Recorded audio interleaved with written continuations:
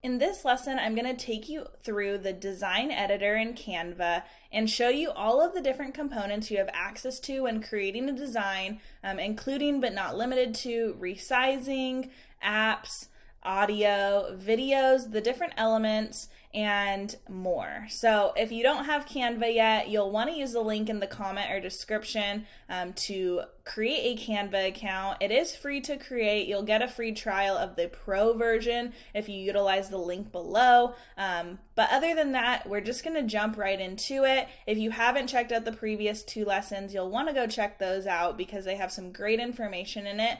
And with that, let's get started. So I've already opened up a design in Canva. This is an Instagram post size template, and I've actually increased the size to 5,000 by 5,000. The default is 1080 by 1080, but I prefer the larger size just because of the quality.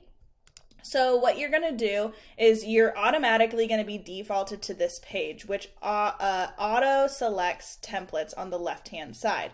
Now you can see there's a bunch of template options that you have available in here. You can keep scrolling. These are just all the results that they recommend and provide to you if you would like to utilize them, and you can also search different templates. I've created this template for our membership, so I'm going to utilize that one just to kind of show you guys the different tools you can use when creating or customizing a template. And we're going to just go through all of these sections in the design editor. So the second option under the left sidebar is the upload section, and this is a chance for you to upload your own images, videos, or audio to Canva if you'd like to utilize your own stuff. Now, if you don't have your own images or you don't have your own videos, they do have a section for that, which we'll get to. But like I said, this is a place for you to always access the different media that you have personally uploaded into Canva. Then under photos, we're going to go down there. That is the section where if you don't have your own images, you can utilize the photo section in Canva and start pulling from different photographers and sites that they give you access to. Now, if you have a pro account, you have unlimited access to all of their images, which is amazing because they have some really cool ones on there. And as you can see, that crown shows up again, which means as a Canva Pro subscriber, you get the premium images for free. Now, if you don't have Canva Pro, you can purchase credits to utilize the specific image or you can just pay for the Pro account. Now, these images show you recently used ones that you may have used more recently, and then trending ones that are just more popular that a lot of people seem to be using right now. You can also search photos by utilizing the search bar function, or you can utilize the options that they give you here for different phrases that they think you may be interested in. You can also use the filter option, which is on the search bar, to filter different things like color, orientation, or availability. Note that if you have only a free account, you don't really have the option to really filter much just because they're going to show you what they're going to show you. But if you're in the pro version, it's a really cool tool if you're looking for, let's say, a vertical image or a color or an image that has a specific color tone to it, or maybe just pro images or free images. Now, under that section, we're going to see the elements section, and I'm going to dive a little bit deeper to this in the next lesson. However, this is a great place where you're going to be able to kind of personalize any of your posts or designs through Canva. So they have different sections, as you can see. These do update every so often to include some new ones, but it's a great way for you to add different frames or shapes or lines to your image. Now, when you do any of these, as you can see, it comes in there and you can actually change the colors, you can change the transparency, which will show you, but there's just a lot of features that you can do on here with the elements. The elements also have a search function that you can utilize, and again, if you are on the pro version, you can organize them by color, if they are animated or not, and if they are free or pro elements, which is a great option to utilize if you are looking for more premium features that not everyone is using. Now under elements, we're getting to the text section, and this allows you to add any text to your page. Now, if you were in the previous lesson, you remember that I talked about the brand kit and how you can create headings with the fonts that your brand matches to. So here you can see that I have my 3 headings that I utilize with fonts that I personally like using for my brand, and so you can click on any of those and it will automatically add a heading into your post that you can easily modify or add. There's also a recently used section with different fonts combinations that you may be interested in. And then there's font combinations below, which a lot of them are on the pro version. There are very few that are on the free, but it allows you to maybe just take a kind of combination and apply your own styling to it. But it's already kind of done in terms of the effects that they have. So it's a really cool feature. Going down is the style section, which we have already gone over in the brand kit lesson. So if you missed this section, you'll want to go back to the previous lesson and you can learn about all of the styles, the style section and how to utilize that. The audio section is a place where you can add sounds to your designs. I personally haven't utilized their audio within Canva, but I have uploaded my own audio and it's really easy to do. The only thing I have noticed is that if you do upload your own audio, you can't really split clips or modify the MP4, the audio that you upload into here, so you'll need to use a third-party app to do that and then upload it once it's kind of finalized into here to use. The next section is the videos. As you can see, there's the recently used section, which we've kind of seen everywhere else, and then they kind of give you some recommended options that you might be interested in. So beach, business, nature, mountains, etc. You can go in here and use some of their stock videos that they give to you. There are some free options, and then there are also pro options. Whoops. Didn't mean to zoom in there. And then they also have a search feature up here that you can utilize, and you can search by free or pro options. Next, we're going to get into the background section, and I don't utilize this feature as much as I did when I first started using Canva, just because I'm a little bit more experienced in it. However, this is a really cool feature if you're looking for a specific style background or texture that you may want to use. So if I'm creating a new page in here, I can just delete this and you can see I can click on one of these backgrounds and it gives you kind of a different look for your photo, and then you can create your design on top of that. Now, what happens if you update the background of a design or template that's already in place? Let's take a look. You can see that it just uploads and kind of gets rid of the background color that we had and replaces it with whatever we put here. So that's what that looks like. I'm going to remove that just so it's not there. Next, you're going to see a section that has folders, and the folders section, you're going to see all of the different folders you've created. And if you don't know how to create folders, or you're not sure what this section is all about, you're going to want to go back to lesson 1, where I go over folders and the importance of them and how to easily access any of your designs. You're also going to see a shared with you, which is where you can find your logos from your brand kit, which I went over in lesson 2. Then there's going to be a more feature, and this is a really cool option if you're looking to add additional kind of apps or integrations to your images. So there's the Giphy option, however you would like to say it, where you can add a different kind of animated graphic into your post. This is a really cool feature just because video is becoming more popular in terms of social media and utilizing GIFs on Instagram posts. So you can click any one of those and then it just puts it into your post.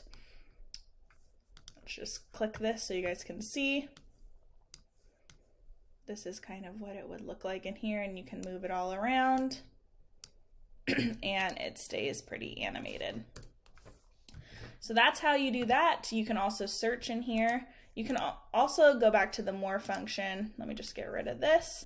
you can go back to the More function and see other options and integrations that they have. Another one is a QR code, which I think is a really cool feature, especially if you're a small business owner or even, an individual owner like an insurance agent or a real estate agent. You can create your own QR code by entering your URL and generating a code, and it actually creates a code, a QR code for you to add to any of your posts, and then it actually uploads it as an image so that you can automatically add that same exact QR code to any other design that you may have. So the More option is really cool if you have an integration that you're utilizing. As I mentioned in lesson 1, there is an entire section where you can see different apps and integrations that Canva works with. They are constantly adding them, so it's something to just check out and keep in mind. We typically like to stay pretty on top of them because it'll adds a lot of value to our membership, and most of our members like to utilize some of the new features. Now, going back to the template section on here, I'm just going to show you an overview of the top of the navigation bar on the design editor. So you have the file section, and this is where you can, update the name of your file so you can easily find it. Like I mentioned in lesson 1, this is really important for if you're searching for a design and you don't remember what you named it, or maybe you designed it so long ago and you have so many designs and don't know where to find it. So this is where the name comes into play. You'll really want to make sure you're utilizing that. You can also show rulers, guides, margins, a print bleed on this design. So this is what it looks like if you are attempting to utilize it. I personally don't really use these that much, but it's something to keep in mind. Whoops, let me go back. Then there is also a save function. I don't typically use this because Canva is similar to Google Drive in the sense that it kind of automatically saves. You can see all changes are saved right up here, and as you're editing something, you will notice that it will, as you remove something, it says saving changes, and it says all changes saved once it's done. Then you have a save to folder. So this is a great option, like I said, to save it to a specific folder you may be using or want to have it under so that you can easily find it or access it. Then you can see any resolved comments if you're sharing it with your team. Similar to Google Drive, you can create a comment, someone can resolve it, just so you guys are keeping on top of it. Then if you have the Pro version, like I said, here's that crown again.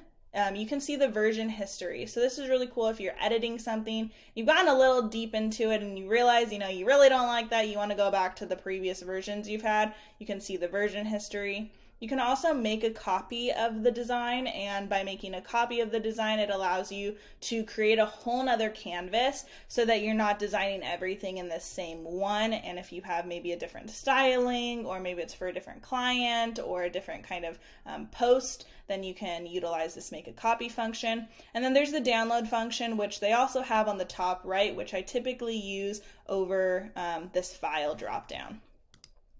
The resize function is a really cool option if you have the Pro version. I absolutely love this because it allows you to resize your design for different platforms. So currently, like I said, I have it at a 5,000 by 5,000, but if I wanted to resize it and maybe make it for, let's say, YouTube channel art, I would select that option, or you can click show more, and you can actually resize this specific design, which would resize every single page in here. So just keep that in mind. Or you can create a copy of this design and resize the copy, which won't change the design that we're currently working on, but it would change the size of the copy that we make. So those are two things to keep in mind. Then you have these two arrows, which are similar to almost every other app or feature that you use. You have the undo and redo button. So if you want to redo something, you can redo it. If you want to undo it, you can undo it. Then on the right side of here, we have the same thing where you can rename your design. You can share your design, and you can share your design with others to view and edit it. And you can do this in terms of a specific link. Here you go. You can share a link to edit. You can share a link to use as a template or a link to view. Note that you can't share a link to use as a template unless you do have a pro version, so that is just something to keep in mind. Then over here we have a download section. This is super important because this is where you can actually download any of your designs that you've created. In here you can select what kind of file type, if you want a PNG, JPEG, PDF, standard or print, an SVG, which is only available, like I said, with the Pro account, see that little crown, an MP4 video, which is obviously only applicable if you've created or if you've added video to this design, or a GIF with its short clip with no sound. Now, if you're creating a post for social media, I always recommend downloading it as a high quality PNG image. If you're uploading it to a blog, as long as you have the correct file size or the correct sizing of your canvas design, then you're gonna wanna do it as a JPEG. You can also change the size here. I typically don't change that unless I'm doing something that needs to have a super high resolution. And as I mentioned with logos, you can always create a transparent background with a PNG, which you cannot do with a JPEG. You can also compress the file here. Now these three options, size, transparent background, and compress file quality, are only available to Pro subscribers, so just keep that in mind. And then when you do decide, you can select to download all pages, or you can download actually a specific page. So if you have a template that we've shared with you in our membership, which is very common that it has way more than one page, typically has anywhere from 30 to 60 pages in it. If you just want to download a specific post or design, you can go in here and select whichever one you want, or you can select all. Now, if you just want to select one, you're going to go in there, click which one you want to do, and then you're going to select download, and it will automatically download it to your computer.